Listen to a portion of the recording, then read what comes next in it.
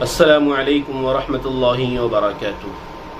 محرم کے مہینے میں بہت لوگ بدعت و خرافات کرتے ہیں، طرح طرح کی بدعات کرتے ہیں جس کا کوئی ثبوت نہیں ہے، جس کی کوئی حقیقت نہیں ہے، جس میں سب سے بڑی بدعات تعزیہ داری ہے، تعزیہ بنانا ہے، تعزیہ دیکھنا ہے۔ لوگ تعزیے میں شرک کرتے ہیں، اللہ کی نافرمانی کرتے ہیں۔ یہ تعزیہ کیا ہے؟ تعزیہ کی اصل حقیقت یہ ہے کہ جب حضرت امام حسین رضی اللہ تعالیٰ عنہ شہید ہو گئے اور ریت میں آپ کا جسم دب گیا تو وہاں کچھ لوگوں نے اپنے سمجھ سے، جیسا ان کو صحیح لگا، جیسے سمجھ میں آیا، انہوں نے وہاں ایک عمارت بنا دی اور یہ کہہ دیا گیا کہ یہ حضرت امام حسین رضی اللہ تعالیٰ عنہ کا مزار ہے۔ ایک تیمور نام کا بادشاہ گزرا ہے، وہ ہر سال 10 محرم کو حضرت امام حسین رضی اللہ تعالیٰ عنہ کی مزار پر کربلا جایا کرتا تھا۔ ایک سال وہ سخت بیمار ہوا جس کی وجہ سے وہ کربلا نہیں جا سکتا تھا۔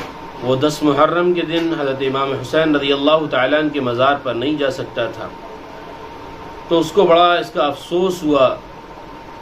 اس نے اپنے دربار میں افسوس کا اظہار کیا۔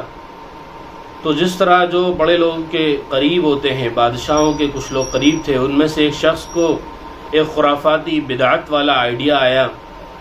اس نے امام حسین رضی اللہ تعالیٰ عنہ کے مزار کی ایک فوٹو ایک بڑھئی کو دکھا کر کہ لکڑی کا اس طرح ایک مجسمہ بنا دیا جائے، اس سے بنوا لیا اور وہ اس بادشاہ تیمور کو پیش کر دیا۔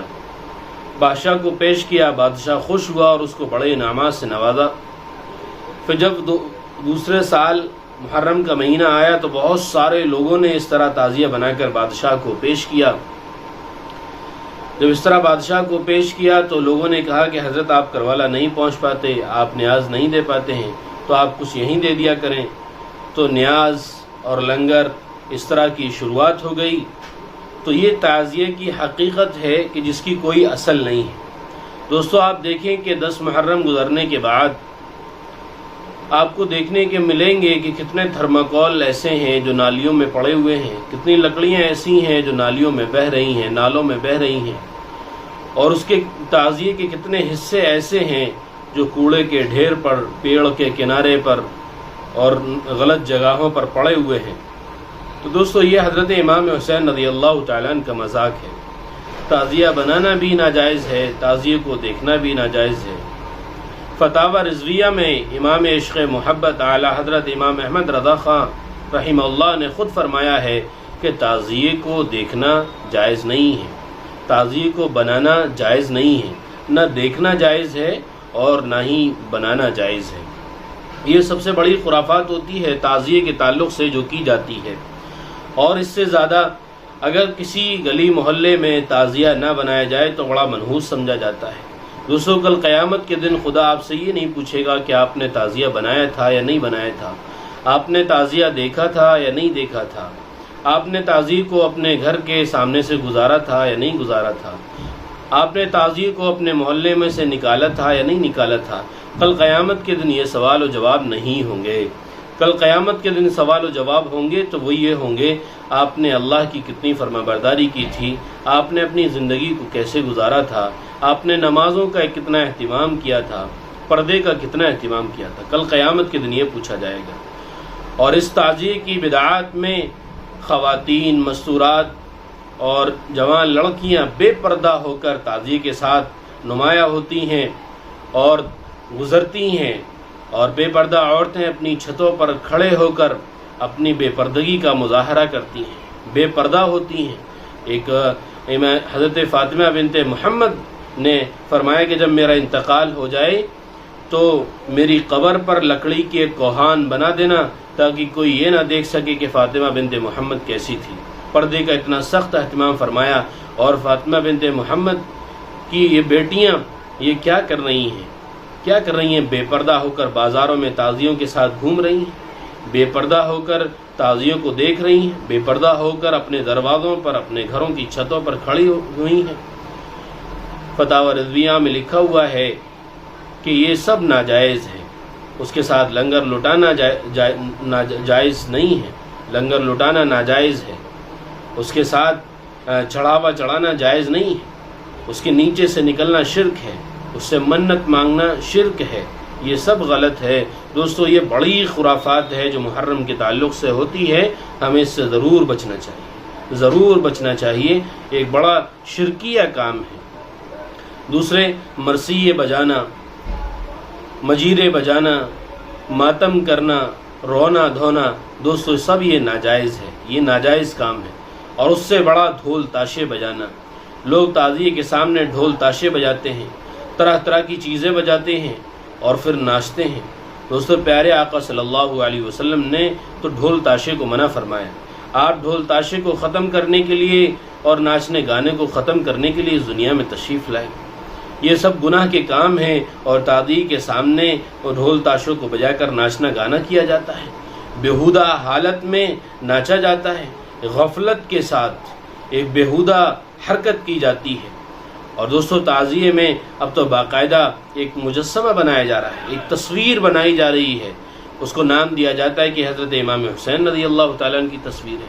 دوستو یہ کیسی محبت ہے کہ 10 محرم کو دن اس کو سجاتے ہیں، اور 10 محرم کے بعد پھر وہ سارا کا سارا تعزیے کا حصہ نالوں میں پڑا ہوا ملتا ہے، نالیوں میں بہتا ہوا نظر آتا ہے، اس کے تھرماکول گندی جگہوں پر پڑے ہوئے ملتے ہیں۔ تو دوستو یہ کیسی عشق و محبت ہے۔